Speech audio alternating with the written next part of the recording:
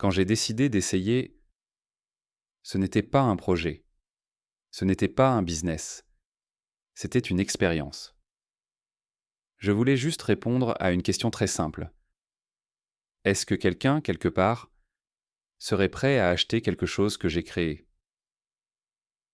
À ce moment-là, je ne cherchais pas à quitter mon travail, je ne cherchais pas à devenir riche. Je voulais juste comprendre si créer quelque chose avait encore du sens, même sans compétences particulières. J'ai commencé de la manière la plus simple possible. Pas de design compliqué, souvent. Juste du texte. Une idée, une phrase, je les mettais en ligne et j'attendais, sans obsession. Et puis un jour, j'ai vu quelque chose de différent. Une vente, 3 euros, 3 euros de commission. Dit comme ça ne semble rien. Mais pour moi, c'était énorme. Ce n'était pas l'argent qui comptait. C'était la preuve.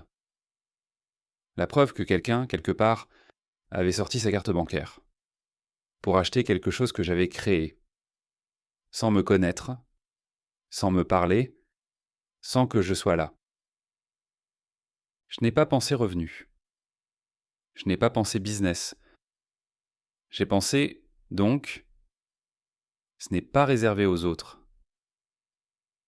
Donc, ça peut aussi marcher pour moi. Après cette première vente, il ne s'est pas passé un miracle.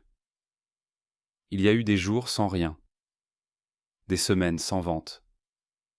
Et pourtant, je ne voyais plus les choses de la même manière. Parce que maintenant, je savais que c'était possible. Et avec le temps, ces ventes sont devenues plus régulières.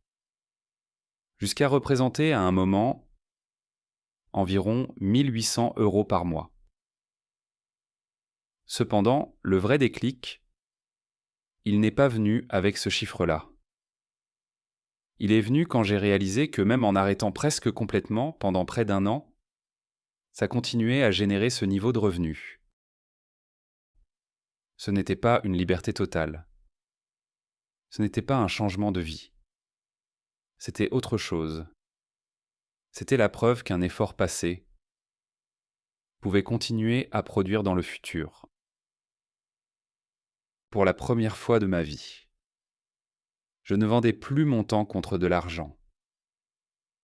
J'avais créé quelque chose une fois, et ça continuait à produire sans moi.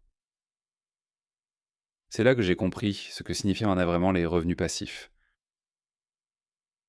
Pas comme un rêve, pas comme une promesse, mais comme une réalité calme, discrète et fragile aussi.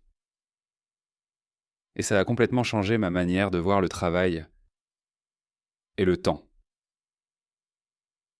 Je t'explique pourquoi dans la prochaine vidéo.